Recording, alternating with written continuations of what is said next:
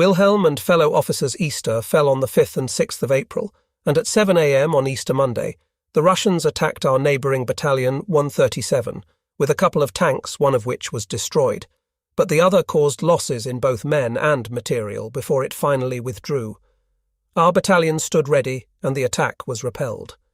Nothing more followed, and once the sounds of battle had died down, we resumed our work in reorganising the I Battalion, relieving the parachutists and preparing for the withdrawal to our newly established defence line. Leading up to our move there occurred a sudden thaw, and our defensive snow walls melted in the blink of an eye, and one dugout after the other began to fill with water. In my case, a mere 20 minutes of trickling water and my bed was soaked, forcing me to pack up and move to higher ground. Our withdrawal to the new defensive positions had come just in time. The last day in Ranitsa saw a relentless downpour which washed away the snow and proceeded to expose rubble, old equipment, and the bodies of both men and horses. However, by nightfall the sky suddenly cleared, and having demolished the last of the houses and barns, we moved back on a bright, frosty morning. All that was left of the village, which had by now been thoroughly levelled, was a sign at the entrance erected by a former village commander forbidding the unauthorised requisition of accommodation and supplies. The enemy remained quiet that morning, but as the day progressed, reinforced reconnaissance units entered the village, which had been thoroughly booby-trapped. It wasn't until the next day when other Russian elements in snow shirts worked their way over the open fields to the edge of our wood, where they were quickly checked. We had to admire the determination of the enemy in dragging away their wounded, leaving only one dead man behind. At first, the enemy seemed content to set up observation posts in Ranitsa, and aside from random artillery fire, little happened, however. On the 20th of April, 2 figures appeared out of the morning fog in front of our forward post and were promptly shot down. While falling, a female voice had called out, "Don't shoot," in German. Hours later, following a careful exit through our own wire and minefield and across a swollen stream, we came upon 2 girls of about 18 and 20. One was dead, but the other was still alive and mumbled a few words of German before she too died. What had succeeded by the Russians at our neighbouring unit had failed here because without doubt the 2 were agents belonging to the 29th Russian Army. During the last few weeks, many good-looking young women and girls were allowed through by more trusting sentries belonging to our neighbouring units. The task of these agents was to gain information in and around the Rashau battlefront. Oddly, when arrested, they never denied the nature of their assignment and even freely identified those who had given it to them, and because they were mostly students and office workers, we learned quite a bit from them. In our case, the 2 had the misfortunate to approach a sector where no such attempt had been made before, and the sentry on this occasion was not one given to asking too many questions. All we found on their bodies were a few greasy ruble notes. From other statements taken, girls such as these, through lack of employment or sheer hunger, allowed themselves to be recruited as nurses, but were instead sent to a training camp behind the line where they received their special assignments. If they refused, they were threatened with being shot, so following several weeks of training and good food, they were directed towards our lines. This action became known to us as the female offensive, as in all some 20 girls approached our wire. During the first couple of weeks in our new forest defence line, despite a constant battle with melting snow, we had time to take a breather. Movement under the protection of the trees was less exposed, and we had 14 days of sunshine, allowing the men for the first time in 6 months to strip, wash, and dry their clothes, and fight the inevitable lice. The snow rapidly melted, and mornings and evenings we were treated to a deafening bird concert, accompanied by the first signs of spring. The men showed signs of new life with the reintroduction of leave, which, if at first was for only a few NCOs and men, nonetheless worked wonders for morale. One day, towards the end of April, a Catholic priest arrived and announced he wanted to hold a service. We had just the right spot for him in a quiet, wind-protected area, flanked by a row of birch trees, and it was there priest Geyer von Schweppenberg gathered his flock. I first met the tall, fair-haired man on a tour of St. Malo in 1940, and on a few other occasions in between, but now, amid the clatter of soup tins and while chomping on a cigar, he brought us all manner of official and unofficial news of the division and of the rear area. From him I learned of the death of the divisional interpreter a Herr von Schilling, with whom I had shared accommodation between Christmas and the New Year, while on reconnaissance staff in Rachou. As far as I could recall, he had been on his way from the homeland to the front. I knew him by name from earlier days, and had marched past his estate in the Suwalki region, and knew also that he had been a former Russian cavalry officer. This, and his quite strong Baltic German accent, drew me to him immediately. He was also a mountain of a man with a correspondingly booming voice. A pair of large, deep blue penetrating eyes made me believe I was looking into the face of an overgrown child. A sharp, slightly bent nose and a moustache rounded out the face of this Viking, who rarely behaved as one would expect a Baltic nobleman. His habit of pulling out a pocket knife to eat his sausage and bread reminded me more of a trapper in the Canadian North, an image further underscored by his rough behaviour and coarse expressions. Though initially drawn to the man by his Baltic background, I soon developed a deep respect for his views and opinions, which he freely expressed in the officer quarters. He spoke of the terrible treatment of Russian POWs and declared that unless we were careful, our war, instead of being against communism, would become a war against the whole Russian people. His opinion of our treatment in general of the people in the East matched my own exactly. I was pleased to hear him declare that instead of building an understanding with these people, we were thinking of them as beasts and treating them accordingly. I remember thanking him for speaking up and silently hoped that there were other people like him who were in charge of managing the occupied territories. I also expressed the hope that one day we might engage the Russian peasants, who are wonderful soldiers just as we have the Ukrainians, in the fight against the partisans. Now and again someone had the courage to write in the front newspaper about the admirable qualities of the locals, as seen either in the faces of a bundled-up young girl or in the eyes of a wrinkled old woman. Those reporters, together with many of our officers and men, were of the belief that the Russian had the mindset of a child with the boundless loyalty and trust often associated with children, but also with the occasional mindless cruelty of a child. Just like children they were, it was said, also often easily influenced. The Russian under the Soviet system is today a far cry from the God-fearing peasant farmer of pre-1914, but perhaps instead of treating them all like mindless beasts, and the land as nothing more than a bleak wasteland, with the right people in charge, we could win them over to us. I can still hear Herr Schilling's voice in his rough, broad Baltic dialect declaring how, whereas the Russian is willing to be led even by foreigners, he must be treated with respect. From Georg von Schweppenburg, I learned that Herr Schilling had gone to Berlin in an attempt to reclaim his former Baltic estate, but Berlin had turned him down. I was saddened to learn how he had returned to the front deeply disappointed, and had subsequently died of typhus. It was hard for me to accept that no more would his big blue eyes look out onto the world, and that we had lost yet another rare character and a true warrior. A few days earlier, we heard of Hitler's decree in which he ordered that all food supplies for the armies of the Eastern Front were to be requisitioned from the conquered territories. This was attempted in 1917-18 without success, and doing it now seemed like an impossible task when considering the local poverty and the general poor quality of the land. The order revealed to all that our military presence in Russia was far from secure, and that 1942 would prove to be a decisive year. Nonetheless, on the flat land east of Rachou, the division began to organize a farming operation and set out to determine how much seed there was in storage. The local population was required to assist with horses if there were still any left, but in their absence cows were to be put before the plough, and those farm implements left behind by the Bolsheviks were dug out from under ice and snow and put into working order. Following endless weeks just by existing in crude dugouts with only a limited view, I was suddenly seized by the vastness of the land to the east of Rachou, containing last year's stubble and grass prairie, which reached out as far as the eye could see. In the village of Pleshki, everyone was busy digging trenches and building defence positions.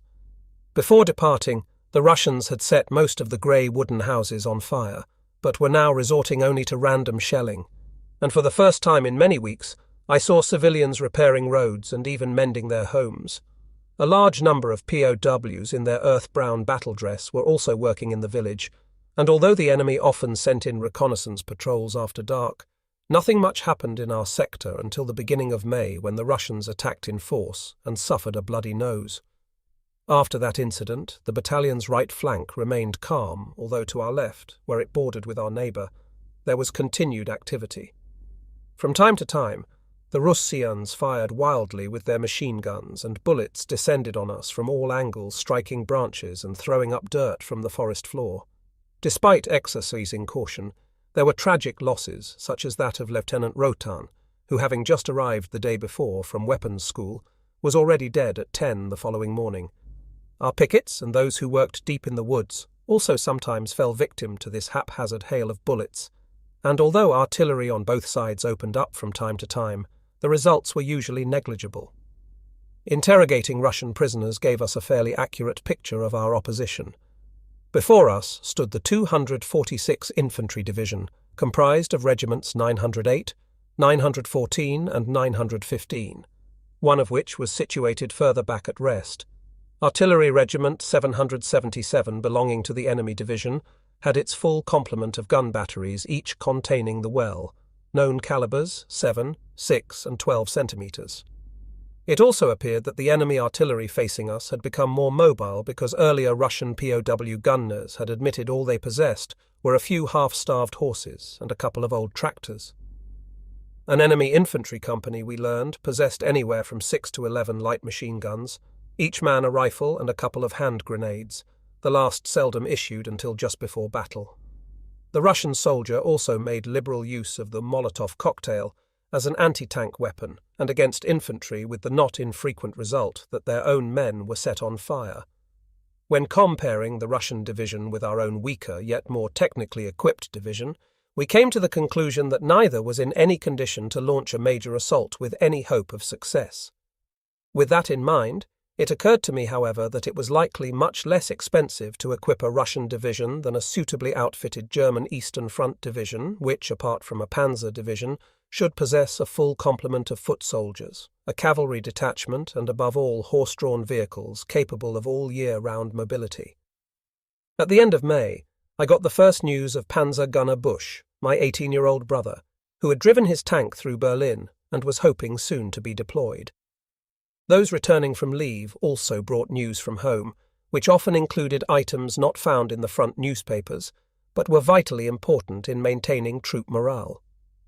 The big air raid on Cologne on the 31st of May, for example, deeply troubled those from that region. There were any number of sad stories, and the consequences of the bombing were most depressing, although it was encouraging to learn how well the city's population had received the Führer when he went to visit the city. It was also uplifting to hear how the people at home were bearing up stoically under the food scarcity and the bombing terror. This refers to the 1,000-plane RAF bombing raid on Cologne. It is also interesting to learn how Nazi propaganda reached right up to the front line, for it is now well known that Hitler never once visited a bombed city. He left that job to Joseph Goebbels, his Minister of Propaganda. About this time, we were beginning to encounter the first signs of defeatism, principally in letters home, in which there was much grumbling about the lack of leave and the scarcity of food. Individuals responsible were punished and warned against writing any further negative letters. They were similarly advised how we at the front had far greater access to meat, bread and tobacco than the folks at home, and that such complaints would only lead to families denying themselves even further, in order to send what little they had to the front. Making my way through our defence position, I detected for the first time a lower calibre in the replacement troops.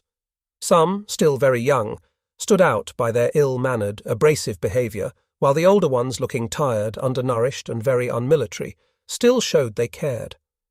Even the least observant officer could see that our manpower resources were stretched to the limit, something already confirmed by the haphazard clothing resupply and the relaxed leather care regulations.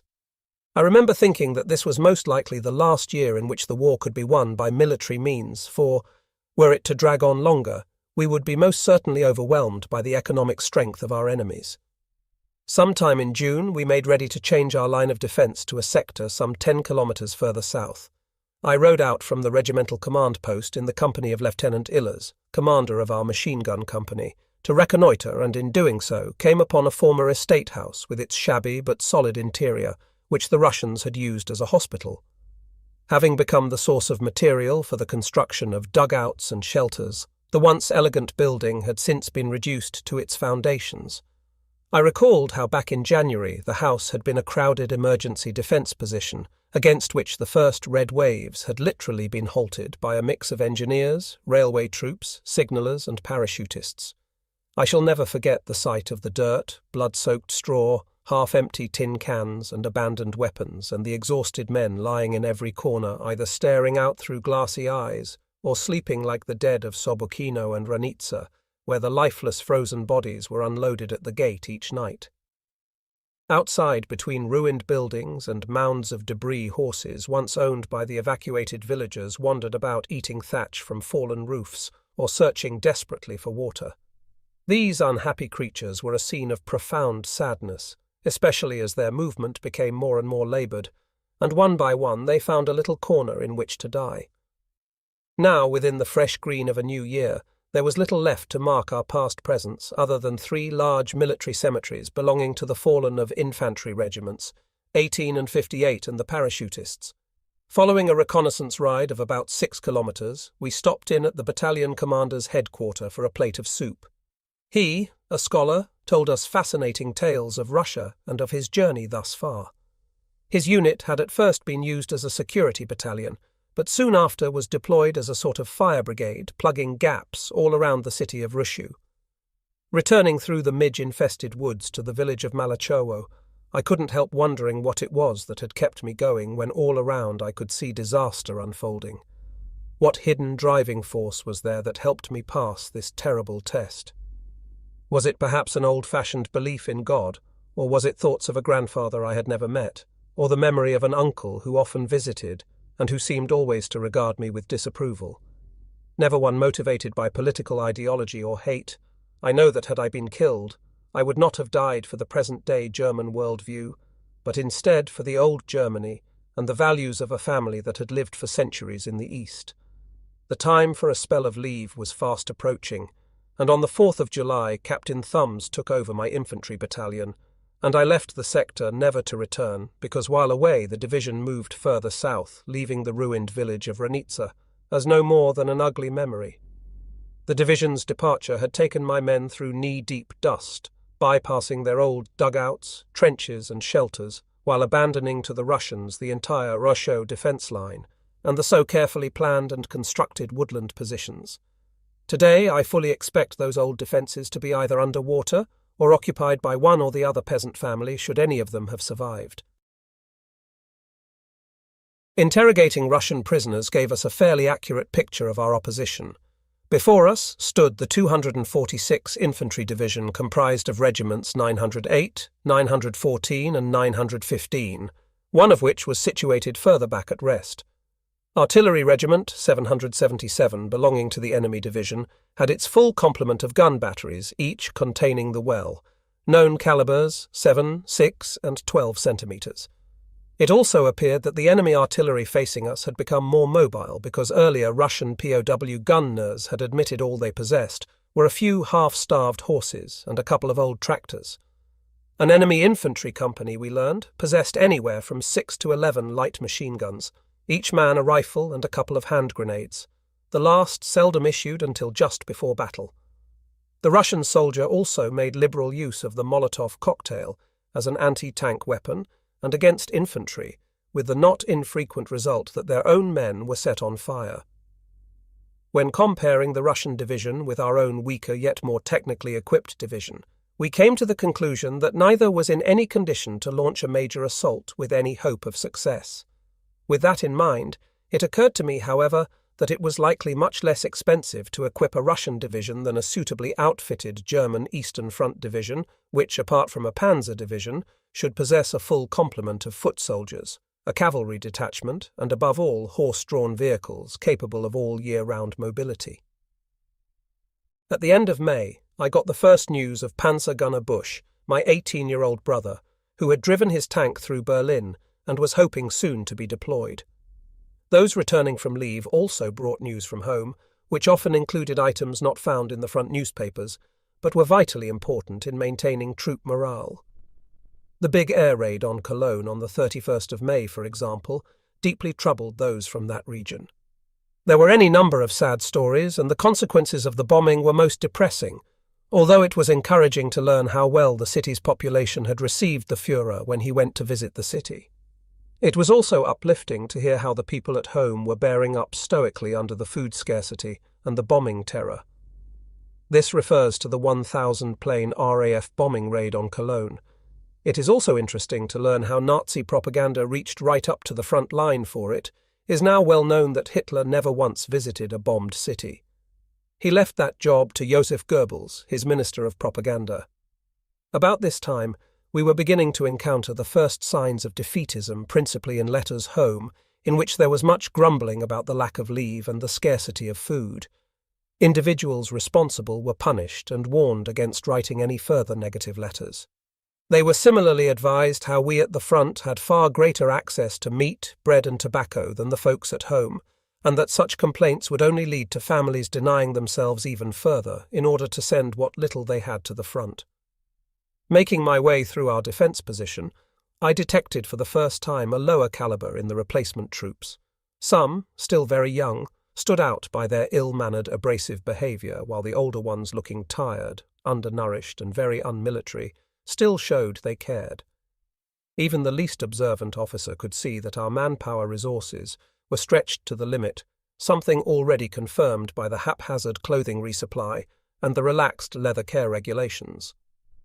I remember thinking that this was most likely the last year in which the war could be won by military means, for were it to drag on longer, we would be most certainly overwhelmed by the economic strength of our enemies. Sometime in June, we made ready to change our line of defence to a sector some 10 kilometres further south. I rode out from the regimental command post in the company of Lieutenant Illers, commander of our machine gun company, to reconnoitre, and in doing so came upon a former estate house with its shabby but solid interior, which the Russians had used as a hospital. Having become the source of material for the construction of dugouts and shelters, the once elegant building had since been reduced to its foundations. I recalled how back in January the house had been a crowded emergency defence position, against which the first red waves had literally been halted by a mix of engineers, railway troops, signallers and parachutists.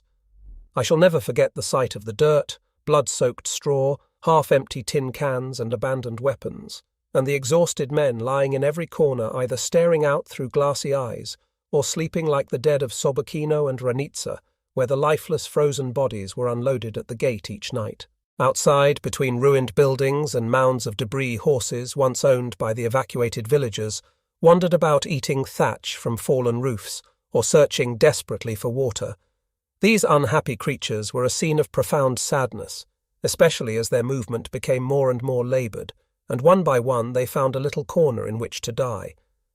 Now, within the fresh green of a new year, there was little left to mark our past presence, other than 3 large military cemeteries belonging to the fallen of infantry regiments, 18 and 58, and the parachutists.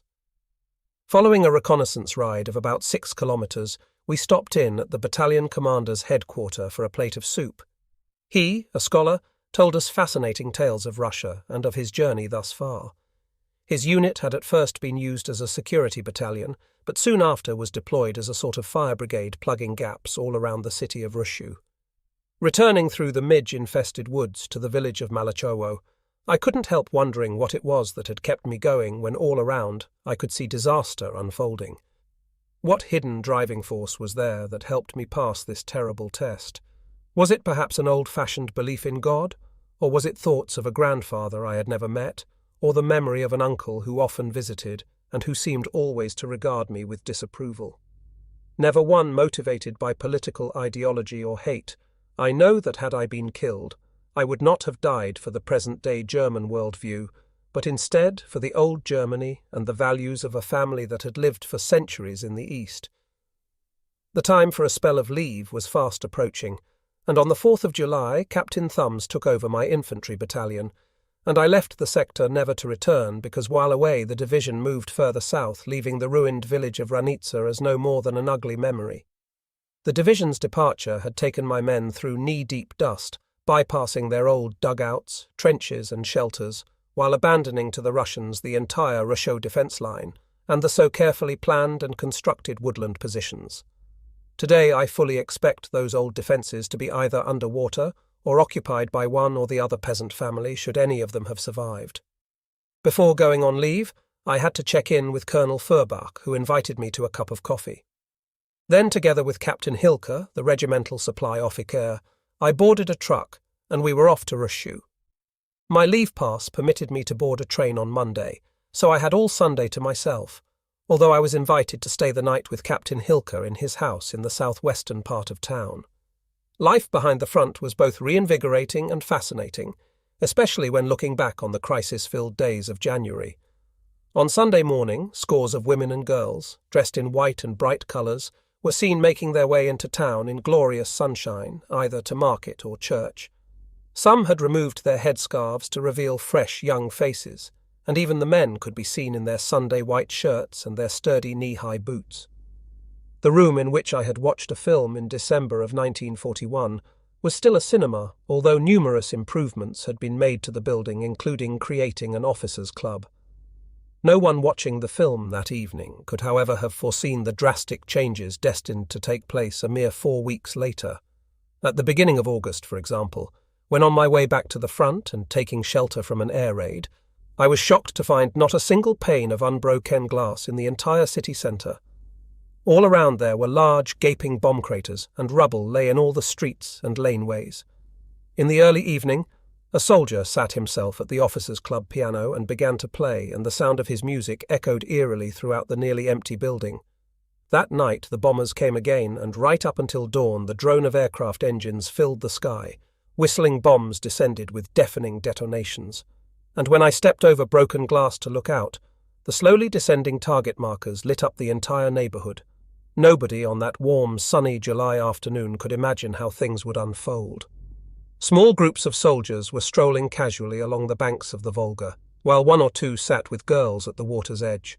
Over on a field beside the wool factory, another group of men were cheerfully engaged in a noisy ball game, and further on horses grazed peacefully in the meadow. Despite such peaceful images, they were only a brief departure from the cruel reality which was evidenced by an endless flow of traffic bumping along an uneven road surface.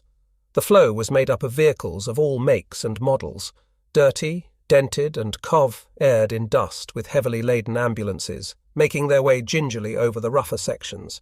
Southwest of Röschau, the remnants of the Russian army, which had broken through in January and February and dug itself in, had finally been trapped and destroyed. Next morning, after 17 months at war, I was finally on board a German train heading west via Sitchevka. The line which had been cut by the enemy during the winter was now greatly improved and guarded by a network of sentry posts. 4 weeks later, the Russians would once again cut the line, but for now, I had an opportunity to look through the carriage window onto a village where we had found shelter the previous October. However, sadly, aside from a few blackened tree stumps, it, like so many other villages, had been erased from the face of the earth. My return journey took me via Smolensk, a medieval town with stone fortifications and grey weathered towers. On the morning of the next day, the train reached Borisov, and in the afternoon, Minsk. In the big yellow railway station of Stolpce, it was clear we had arrived at the former Polish-Russian border, and early next day we all went through a delousing process at the Brest-Litovsk station. Here we had a few hours to stretch our legs, and I was impressed by the grandiose government buildings stemming from Polish times, the city's cathedral, and the Russian fort. There were women and girls in bright, clean clothes, and remarkably clusters of our men in their field grey were seen lingering in the presence of a girl on the platform. They were not seeking anything other than the simple pleasure of allowing their senses to absorb the sweet aroma of her perfume. Their behaviour was entirely understandable when considering, during the past 17 months, there had hardly been an opportunity even for a change of clothing, and, for the most part, the only smell in their nostrils had been the pungent smell of Panjay ponies. Although expensive, we found excellent food and real coffee in town, and the high point of the day was a dish of strawberries and whipped cream. That evening, the journey continued via Warsaw, Posen to Stettin, and by nightfall I was home. Not including the stopover at Brest, the whole trip had taken 3 days and 3 nights. When reading through these lines some 40 years on, I'm surprised to find that I'd hardly written a word about my 3-week leave period. Thinking back, I now know why. Those short, precious days were almost a torture. At the end of each peaceful summer's day, surrounded by fields of ripening corn and wisp-peering woods, the pain of my looming departure was almost too much to bear. My family put on a face of brave self-control, which restrained or even forbade any overt expressions and emotions, the release of which, I think, would have been impossible to bear. I know my mother and father felt the pain deeply, especially seeing me for the first time following the death of my brother George, who, I knew, was their favourite son. My father frequently took us out in his horse and carriage to view the fields of rye and barley, and while Patricia and my mother sat in the back, I rode up front with him. Neither my parents nor I fully knew how much Patricia suppressed her feelings at the time, and how much she suffered because of it. She never let on, and only much later did she reveal in how much pain she had been. As for the nearly 2-year-old Mary, she saw me as an unwelcome intruder into a life shell teared by her mother and her much-beloved Omar, and she never failed to make her opinion known. In the late afternoon of the 28th of July, the leave train pulled out of the Stettiner station and slowly rumbled across the Oder Bridge on its way back to the front. In that same familiar building, where in pre-war days I had either awaited a young lady or brought one to the train, Patricia was now compelled to stay behind, waving to the last. Just as in peacetime, the geraniums in the bridge warden's flower box gleamed a bright red, and the roof of the Jacob's Church tower glowed in the afternoon sunlight. Having bypassed the town of Stargard, the moon, our trusty companion, rose through the blue haze of dusk. In Posen it stood high in the night sky, paler and smaller, but by the time we reached Warsaw it had melted away into the daylight. Along the way, we were ordered out of the train and on to another heading west. A freight train had been blown up, and the locomotive and several wagons lay scattered beside the tracks. In Smolensk we observed to the northeast a huge black wall of clouds, with a sinister silver lining which revealed itself to be the start of the rainy season, and, as expected, the enemy had made good use of the weather by attacking north of Rushu and achieving a breakthrough. With that, the summer offensive had begun and would last 2 full months, and although at the time no one in the train had any concrete knowledge of events, the air was rife with rumour. Overt expressions and emotions, the release of which I think would have been impossible to bear. I know my mother and father felt the pain deeply, especially seeing me for the first time following the death of my brother George, who I knew was their favourite son. My father frequently took us out in his horse and carriage to view the fields of rye and barley, and while Patricia and my mother sat in the back, I rode up front with him. Neither my parents nor I fully knew how much Patricia suppressed her feelings at the time, and how much she suffered because of it. She never let on, and only much later did she reveal in how much pain she had been.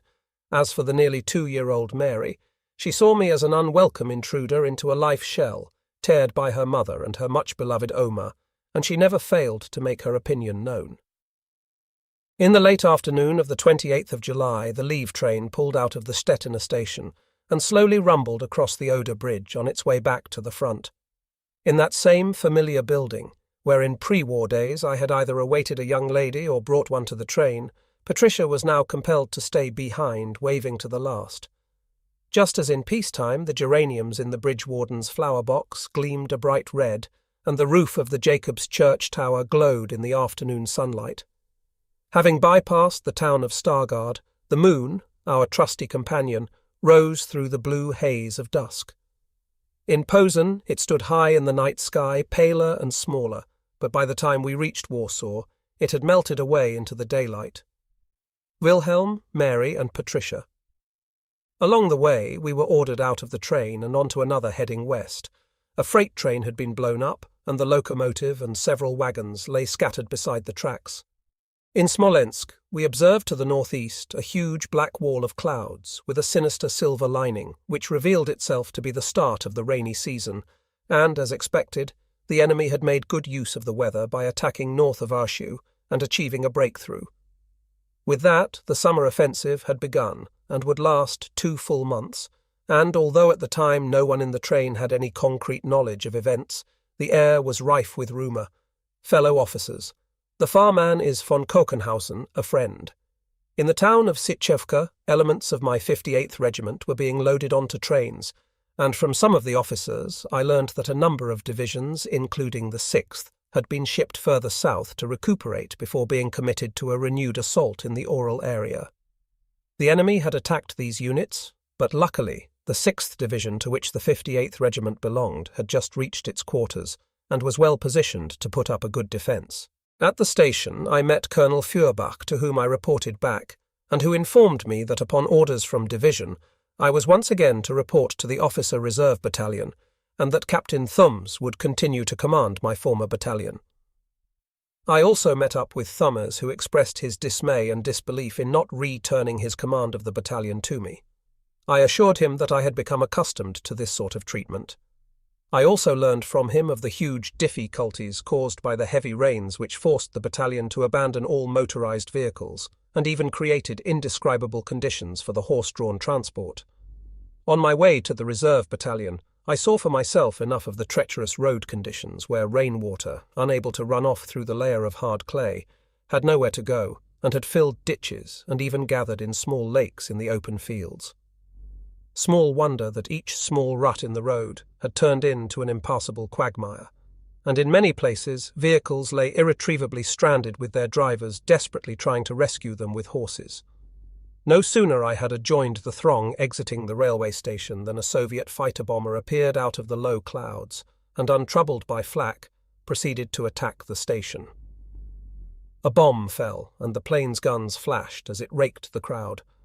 The 14th Tank Killer Company of Regiment 58 suffered 6 dead or badly wounded and 1 vehicle totally destroyed.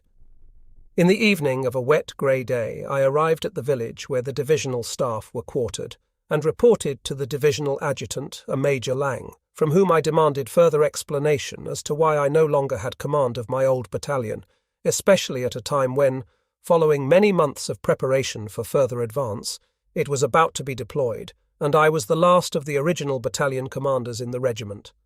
The reply I got contrasted sharply with that of Colonel Feuerbach, who had said the decision had been made based solely on performance assessments, and whereas mine were good, those of Thummers were better. Apparently Division was not in agreement, but refused to overturn the regimental decision. From another source, I discovered, however, that Lieutenant Colonel John had in fact misinterpreted my reserve battalion assignments as indication of my being unfit for battalion command. In response, I said to the adjutant that since it seemed that the entire division was keen to be rid of me, I want to put forward a transfer application, to which he replied that the general would have none of it. In the beginning, I was not, however, required to report to my familiar buddies at Battalion Reserve, but instead was ordered to take over the position of staff officer in charge of overseeing divisional route marches. This position had been established at the start of the Russian campaign, when it had some considerable importance, but now was virtually meaningless. The job therefore consisted of lots of reading, an occasional game of cards with the judge-advocate and the divisional administrator, and many long walks and much sleep. Nonetheless, during the first few days I set about reacquainting myself with the units in the regiment, only to be suddenly struck by the irony of committing myself once again to the service of an army which didn't appear to want me.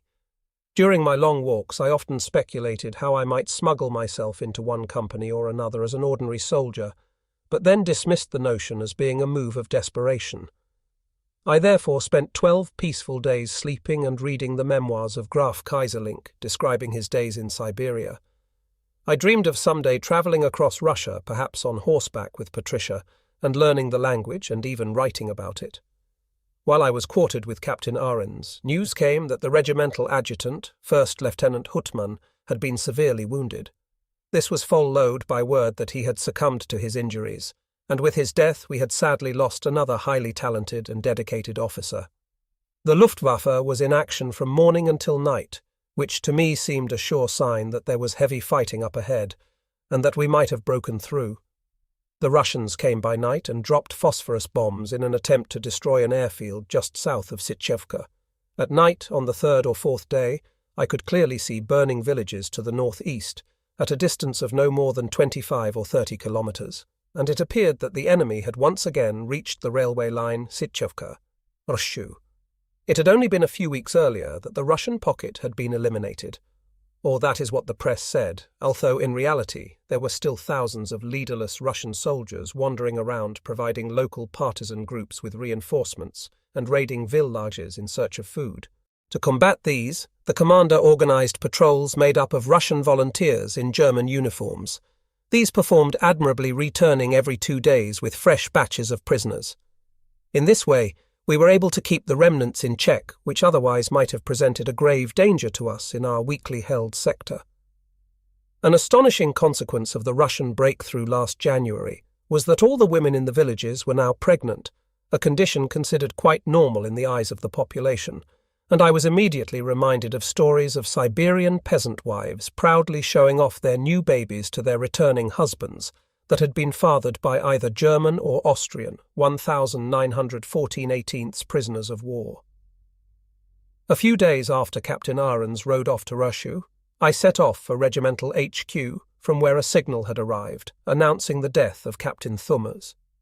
Just as we were about to enter Sitchevka, my groom and I were forced to rein in our mounts.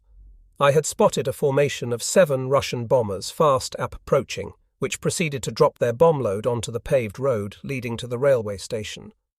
Once the dust had settled, we wound our way between the fresh craters and saw that the damage was relatively slight.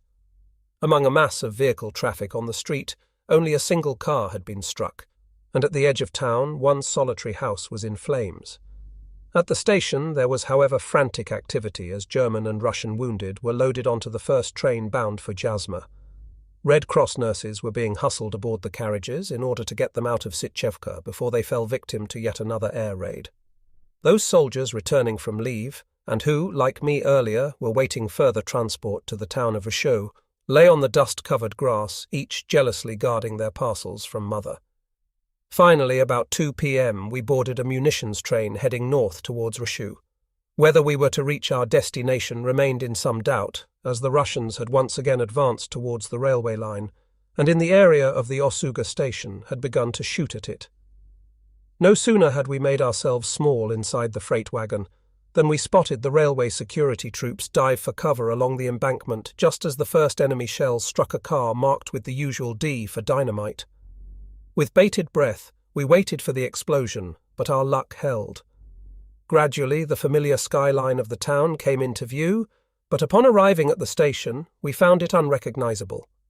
A huge air raid had transformed the entire area into a field of bomb craters, smashed railway cars, burned out supply and ammunition dumps, and everything else lay in ruins.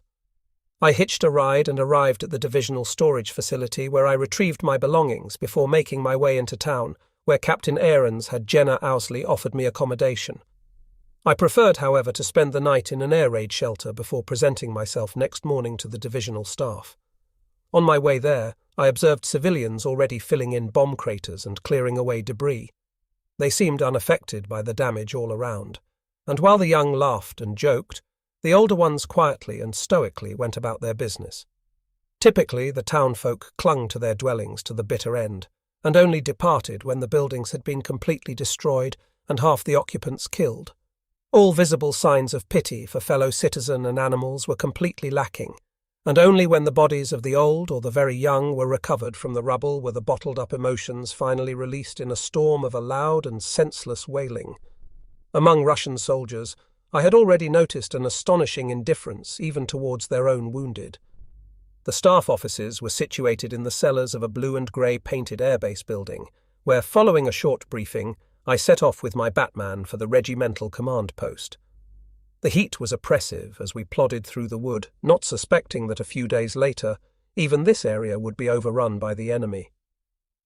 The regiment was dug in along a railway embankment, and its interim commander had his arm in a sling.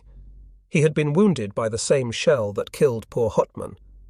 Following his brief report, I made an inspection of the area which offered little natural cover.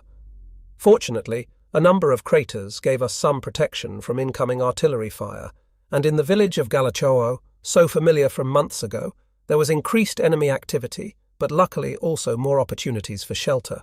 During a pause in the shelling, I cast my mind back to December of 1941 and New Year's Day of 1942. The tidy little wooden house, once home to an elderly widow, was, like all the houses in the village, now no more than a pile of ashes. Back then, motorized units had flooded back from the north, and the houses were overflowing with drivers struggling each morning to get their vehicles started. While some of the towed vehicles had blocked the narrow, freshly shoveled lane, others had remained immobile with small fires underneath in attempt to warm the oil in the crankcases, while others stood abandoned, destined never to move again. The overbearing question remained. Were we going to be able to halt the enemy here at Ruscio, or will our retreat become an unstoppable tide? Then there was the more prosperous village of Polonino, where the winter sunshine reflected brightly through the windows. This village was only more prosperous because some of its houses had cellars and were built of stone, but now even these, with the exception of a few shattered walls, were barely recognizable, and everything else was no more than ploughed over rubble.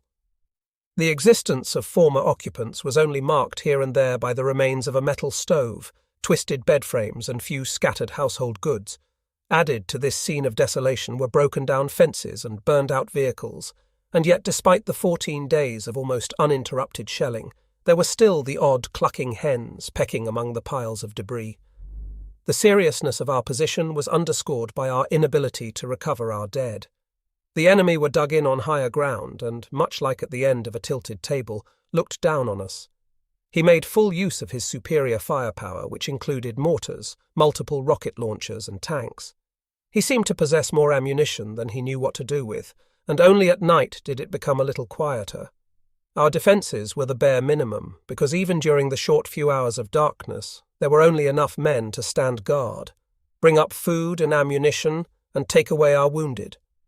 During the course of my inspection, I met up with First Lieutenant Lepin, First Lieutenant Illers, commander of what remained of the machine gun company, and the Adjutant Lieutenant Depp.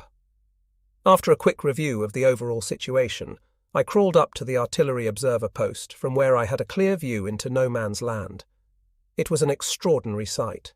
Over the heads of our foremost men, whose mud-smeared helmets bobbed up here and there, I could see a mass of brown figures in overcoats, with some moving forward and others pulling back. It was unclear what was taking place amidst the many wrecked tanks, although at a distance of some 400 or 700 meters, I could see the Russians were trying to salvage some of their damaged vehicles, which resembled huge dirt-brown turtles. Clearly visible at a distance of about 1,000 meters were a number of enemy artillery batteries. Quite untroubled by our presence, trucks were pulling up, unloading ammunition and then driving away. Well camouflaged in a nearby gully were 12 to 15 enemy tanks. They fired from time to time into our positions, but where they were headed was uncertain. Immediately in front was an open field where the brown-clad Russian dead lay piled high. That was the picture that greeted me and became the content of my report to regiment. I had then, of course, no way of knowing that the enemy had already achieved a successful breakthrough in the sector belonging to our right-hand neighbouring regiment, and may have even reached the edge of the Ruscio forest. This thrust must have taken place while I was making my way up to the front. Our artillery now had to abandon previously identified targets in order to carry out counter-battery fire, which it did with great accuracy, and it was during the next few days that we all came to appreciate the work of our gunners. From time to time our bombers appeared overhead and unloaded their bombs onto targets previously identified by an artillery observer or by battalion staff, all with excellent results. We sustained a few casualties from friendly bombs, and each time planes appeared overhead, we stared up at them from our foxholes with no small amount of apprehension. Although our Junkers 88 bombers hit their targets with remarkable accuracy, particularly since the desolate grey battlefield lacked many readily identifiable markers. The Russians, too, appeared daily with their Ratas flying playfully overhead without making an attack, until chased away by our own Messerschmitt fighters. In no man's land and far into the battlefield, there were countless destroyed enemy tanks, and others made immobile through engine failure. The scene was incredible, and reminded me of the summer of 1941, when our division first came head-to-head with enemy armour. Ours was not a fight tank versus tank, but of infantry versus tank, which required a soldier to creep up on the monster with mines, sticky bombs and demolition charges. Others were put out of action by anti-tank guns of the anti-tank unit, and finally by our 288s. A powerful Russian attack took place on the 10th, and the enemy broke through in numerous places. While Russian infantry remained sheltered in the front line, a number of T-34 and KW-1 along with Canadian-made tanks roamed at will, firing with all they had. Even after bailing out of their burning vehicle, the Russian crews often continued to shoot until killed. Reference to Canadian-made tanks perhaps identifies the many Sherman tanks delivered to the Russians. At night, an extraordinary sight greeted our runners and those bringing up supplies. Through open escape hatches of abandoned tanks, they could see the ghostly glow of dashboard lights. After the 10th, the enemy changed his tactics, and instead of driving through the front towards our rear, they attempted to roll up our defence line along the flank. On the evening of the 13th, in a sector ideal for this manoeuvre, the enemy finally succeed. Our line, defended by the 9th Company, lay on the forward slope of an embankment, and unhappily our forward-most anti-tank gun on the northern edge had been put out of action at first light. The company, led by the intrepid Senior Sergeant Voss, had just received a fresh batch of approximately 35 recruits. These brave but inexperienced young men, on their very first day at the front, clung desperately to their positions, but, unable to counter the terrible situation, were almost all killed.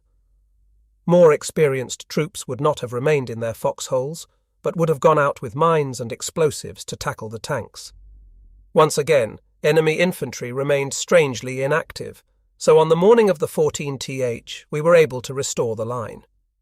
In the centre of the battalion's front stood the 11th Company with about 30 men, which meant that from the original company only about 12 men remained, while the rest were hastily thrown together with a platoon of engineer troops.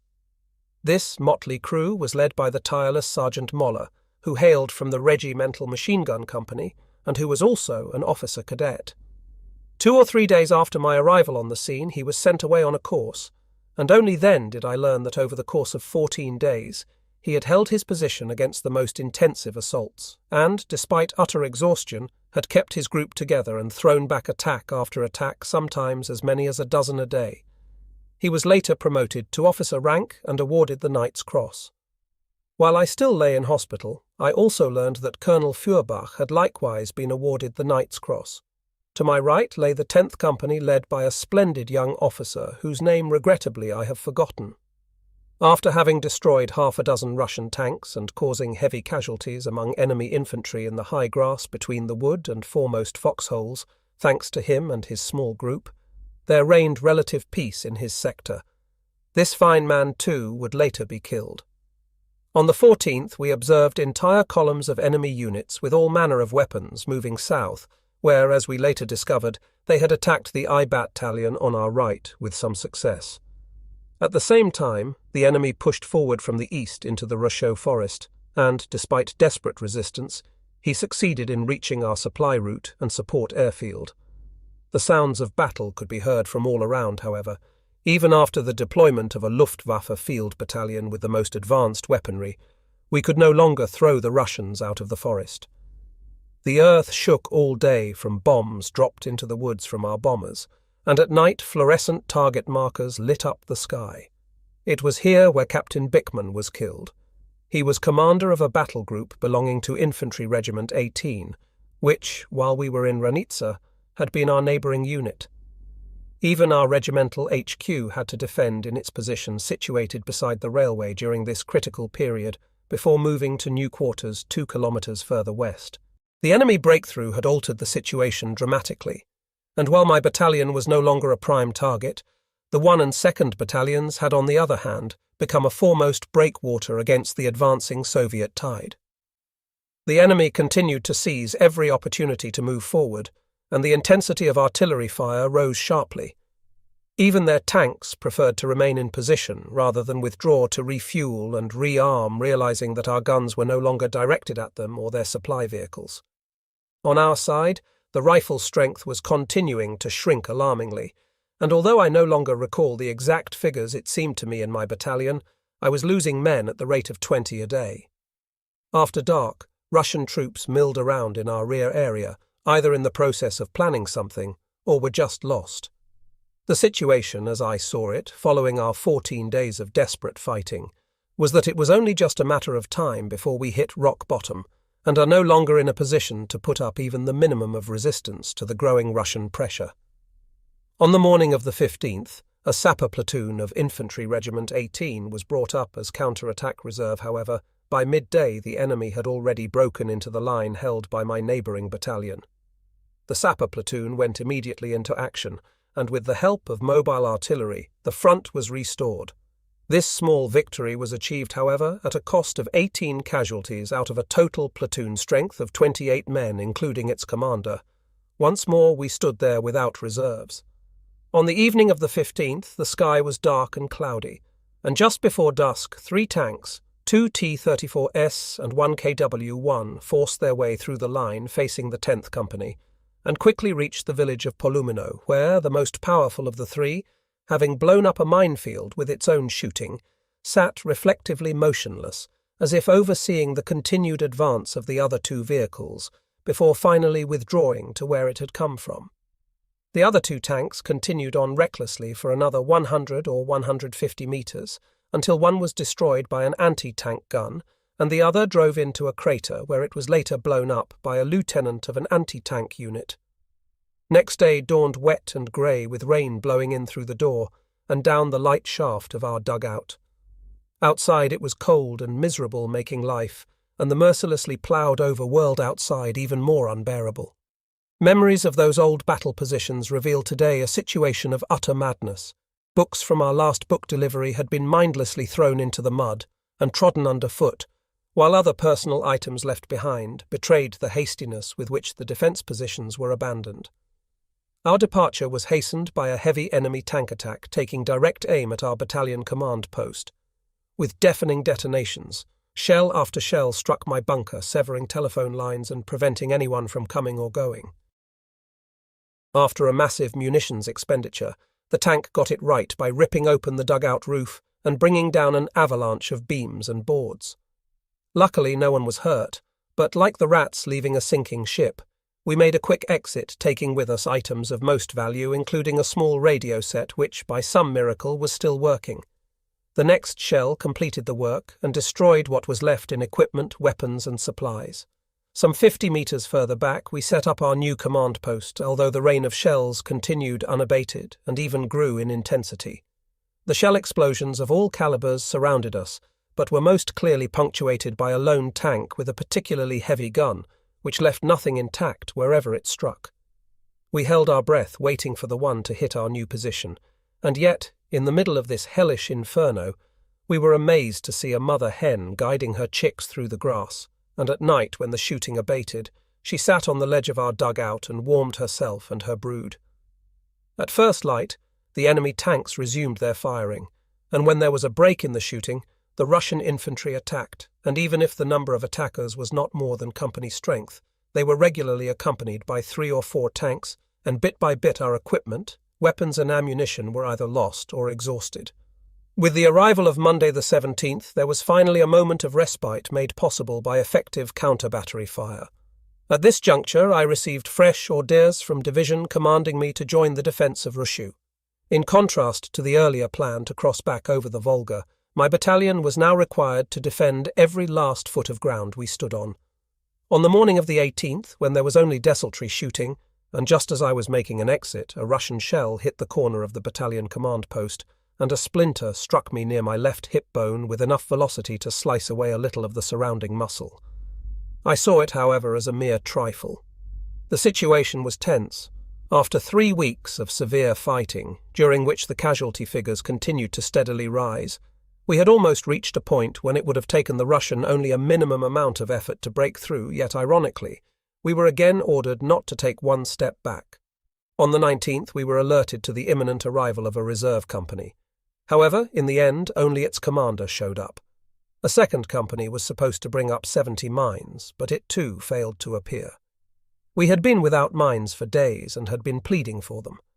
Before the lone company commander could retreat in search of his lost company, the first enemy tank rumbled along what remained of a village street covered in rubble and burned-out vehicles. Our nearby anti-tank gun must have been asleep because the tank proceeded unmolested and was even joined by a second which drove cautiously further along.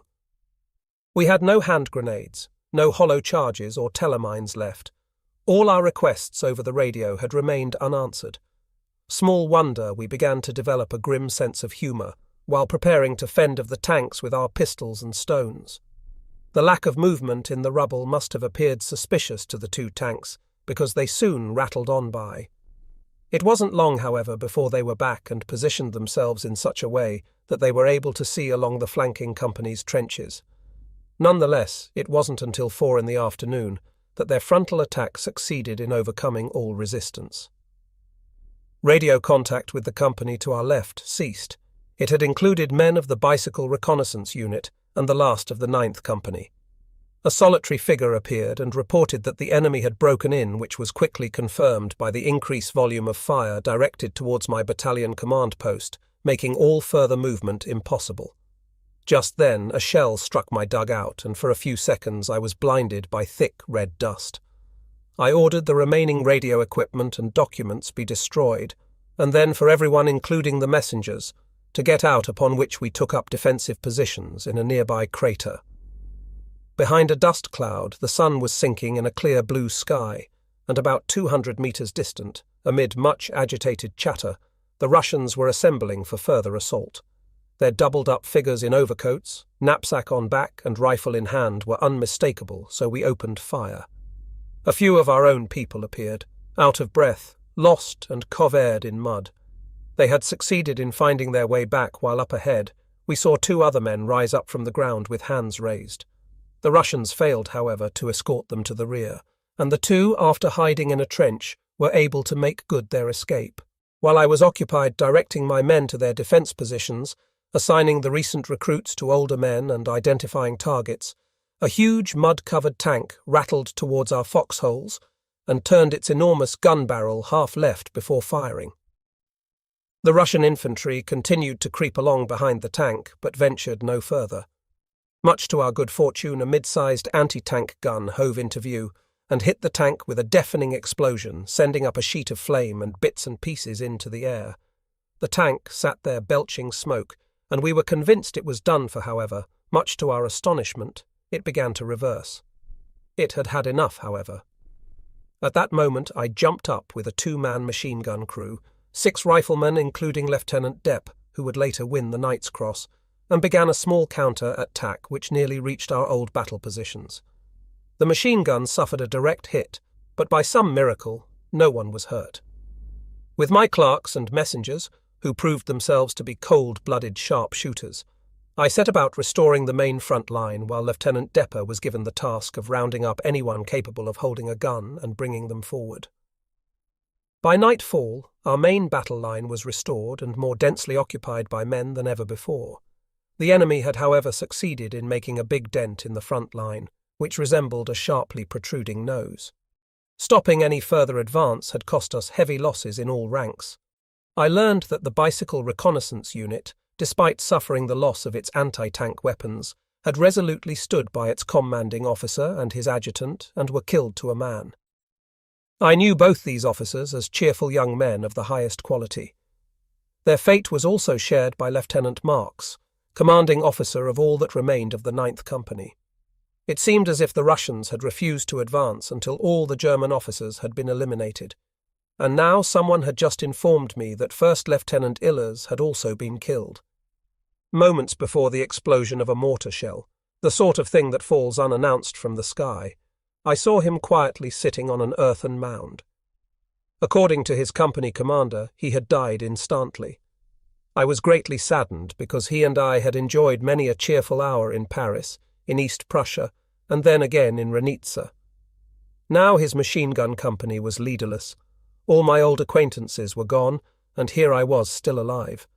New unfamiliar officers pressed themselves into the gloom of my command post, were briefed and handed instructions, leaving me no time to ponder why. Against all odds, I had so far been spared when so many others were dead. Later that evening, I received some good news. Our artillery observer, a captain with whom we had lost all contact, suddenly appeared before me. He had not abandoned his post, but, with pistol drawn, had awaited the advancing Russians, who seemingly were too busy plundering the dead to bother him. Then, with the arrival of nightfall, he and his few men had worked their way back.